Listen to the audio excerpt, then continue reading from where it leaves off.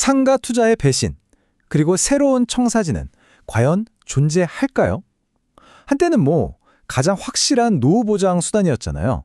근데 이게 어떻게 악몽으로 변했는지 오늘 그 구조적인 원인부터 새로운 생존 전략까지 한번 같이 파헤쳐 보겠습니다. 시작부터 정말 가슴 아픈 이야기입니다.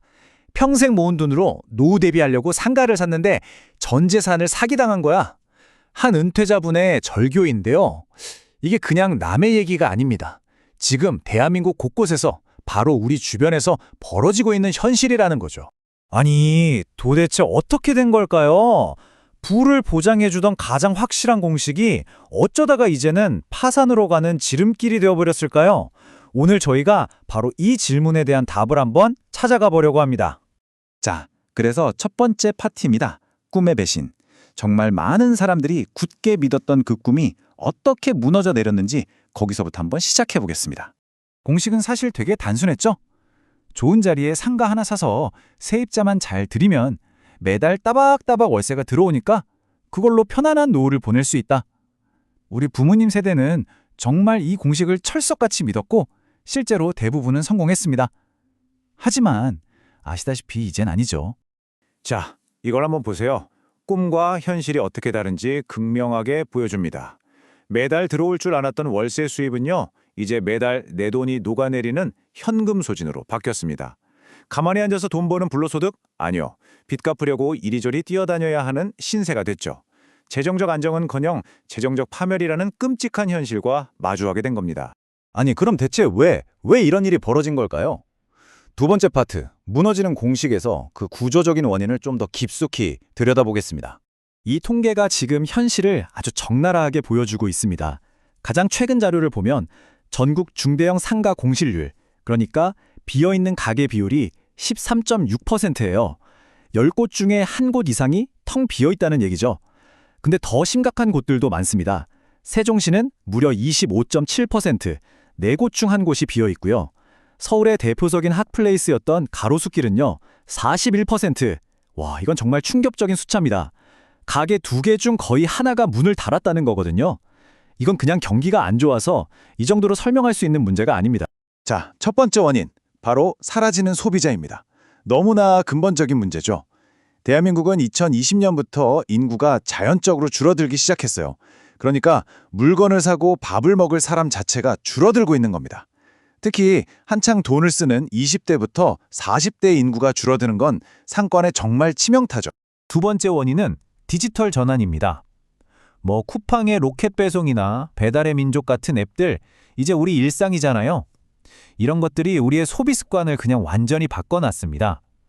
솔직히 손가락만 몇 번 움직이면 집 앞으로 모든 게 배달되는데 굳이 동네 상가까지 찾아갈 이유가 점점 사라지고 있는 거죠.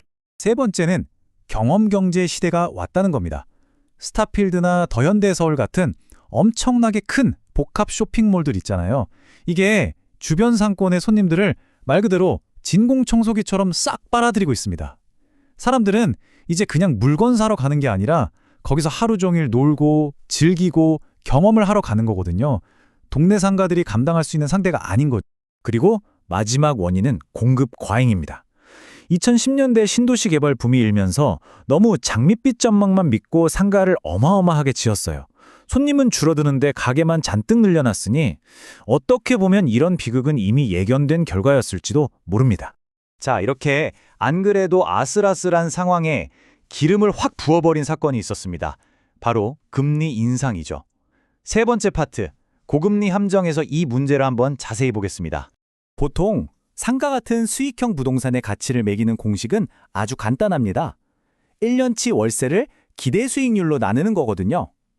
근데 바로 이 간단한 공식이 어떻게 수많은 건물주들을 덫에 빠뜨렸을까요? 자, 이게 바로 핵심입니다. 저금리 시대에는 기대 수익률이 좀 낮아도 은행이자보다는 나으니까 괜찮았어요. 그래서 부동산 가치가 높게 평가됐죠. 하지만 지금처럼 금리가 오르면 어떨까요? 투자자들은 당연히 더 높은 수익률을 기대하게 됩니다. 분모인이 기대 수익률이 확 커져버리니까 월세는 똑같이 받아도 부동산 가치 자체는 그냥 폭락해버리는 겁니다. 그 결과가 바로 이 한 문장에 다 담겨 있습니다. 낮에는 회사 다니고 밤에는 편의점 알바를 하면서 이자를 감당하고 있습니다.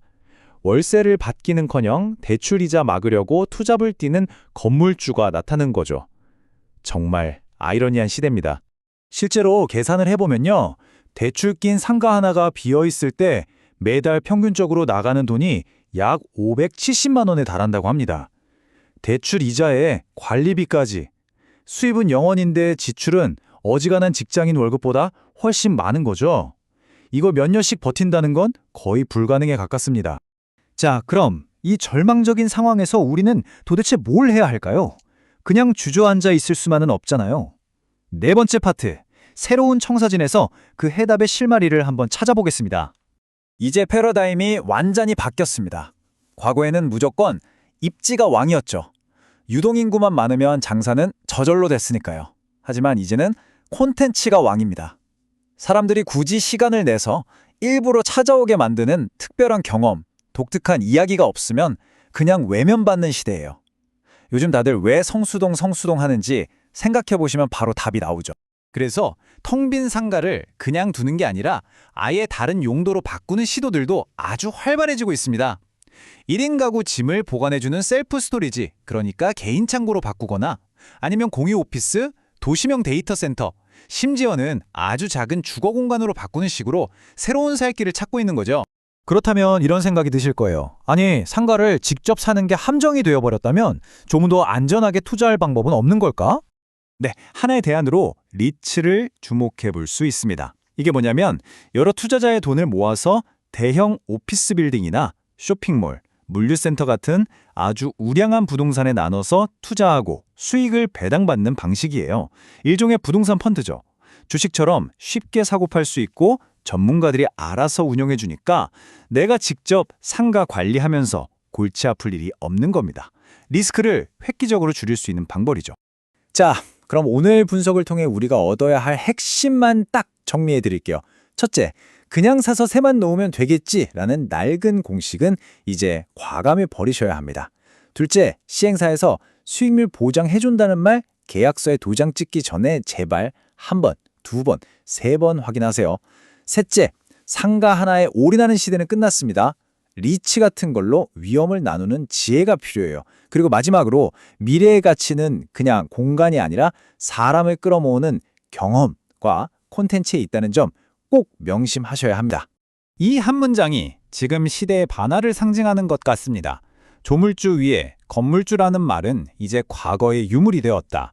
월세를 받는 게 아니라 내 돈으로 관리비랑 이자를 내야 하는 시대가 된 지금, 이보다 더 현실을 정확하게 꿰뚫는 말은 아마 없을 겁니다.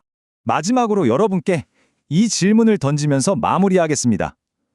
거리는 점점 텅 비어가고 모든 것이 디지털 세상으로 옮겨가는 지금, 과연 무엇이 한 장소를 가치 있게 만드는 걸까요? 이 질문에 대한 답을 찾는 과정이 앞으로의 투자와 우리 사회의 미래를 결정하게 될 겁니다.